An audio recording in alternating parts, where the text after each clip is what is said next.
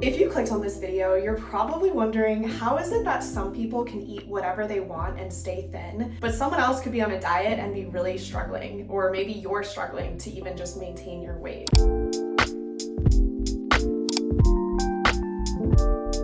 Hello and welcome back to my YouTube channel. If you're new here, my name is Morgan Ben. I'm a holistic nutritionist and I make a lot of health and travel content here on my YouTube. You can stalk me if you want. I don't remember where the button will go, but this is my channel. And today I want to talk about how I stay skinny while eating anything I want and how you can too in a realistic way. Number one, and the biggest thing, is genetics. Some people have more favorable biological factors such as more lean muscle mass, maybe a faster metabolism, or more muscle mass in general. Also, some people like myself, I am tall, so when I gain 2 to 3 pounds, it's not as noticeable as someone who's shorter than me. So the biggest and the reason I bring that up first is because genetics plays a huge role on how your body puts on fat and muscle. But that brings me to the second thing, muscle mass. So this is something that you can control. Muscle will burn roughly 7 to 10 calories per pound, while fat, on the other hand, only burns about 2 to 3 calories. Also, all of my references are down below in the description if you want to fact check me. But this is a well-known fact that the more muscle you have, the more food you need in order to sustain that muscle. So how do you put on more muscle and how can you eat more by doing so? First things first, doing resistance training, strength training is the easiest way to put on muscle, but you have to pair that with eating enough protein.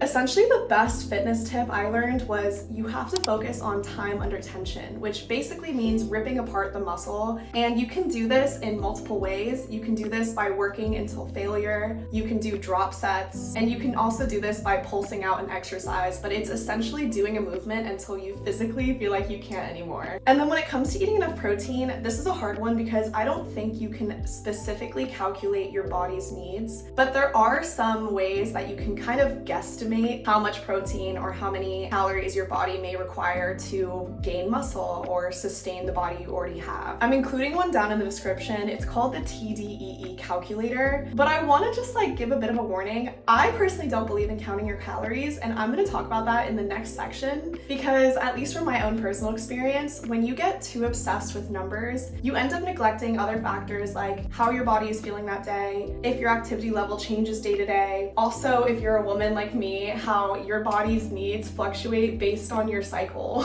And with that said, I'm gonna go into the third thing and how I personally am able to eat anything I want while still staying thin, and that is intuitive eating. So I just wanna say, intuitive eating is not a weight loss tool. A lot of people confuse it for being like a way to just stop eating when you're no longer hungry.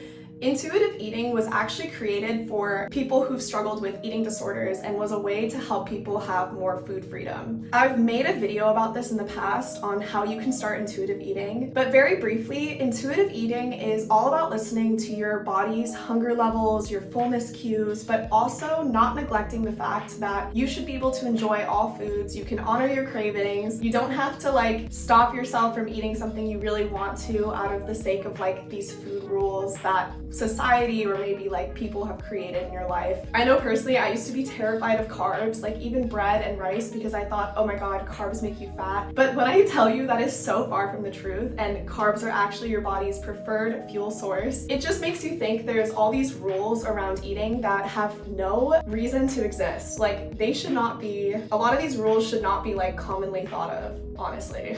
But the reason I bring up intuitive eating in a video like this, which I know I titled to be a little clickbaity because I feel honestly a lot of people are wanting to stay skinny. I hate that that's ingrained in our society, but sadly it is. So if you've clicked on that video for this reason, I'm hoping I give you some realistic tips, but also remind you you cannot change the way your body is naturally made, and truly beauty comes at any size. I know personally for me, I used to always want bigger boobs and I just will never have that, so I've had to grow and accept that I'm just gonna be a flatter chested person, a flatter chested woman my entire life, and basically you should love what you were given and really appreciate it. But the reason I bring up intuitive eating is because it can help you better understand your body's fullness and hunger cues. And I do believe from my personal experience, to live a healthy lifestyle without overthinking it is by having food freedom. Because truly I feel when I allow myself whatever I want whenever I want it, I crave it less. And I know that's kind of backwards, but it's kind of this idea of, your parents tell you no, you cannot watch TV, and there's this little kid inside inside of you that's like, but I want to watch more TV. It's kind of like when something is taken away from you, you want it so much more. And that's how I realized I was thinking about food. If I ever told myself like I can't have chocolate chip cookies, whenever I did eat them, I ended up binging on them because I was like, okay, like this is the last time, like after this I'm never eating chocolate chip cookies again, or I'm going on like a 2-month diet. And it kind of ingrains this all or nothing mindset with food, which overall is a very unhealthy mindset to be in. And honestly, I think the reason that I've been able to stay pretty thin, partly because of genetics, but also with having a lot of food freedom, is now I feel like my body is naturally able to have a bit of portion control, in that whenever I'm craving something, like say it's a cookie or I want dessert with friends, I know that I can have it again even tomorrow or even an hour from now. So whenever I feel satisfied, and not just like full, like I think fullness is different than satisfaction, but whenever I feel satisfied, I'm like, okay, I can have some more tomorrow. And that way it's a little bit of like a portion control that I don't even think about. And it's not this like intentional, like I can only have one cookie. It's kind of like a what satisfies me today. And for me, it was a way to just stop thinking about food and truly just like live.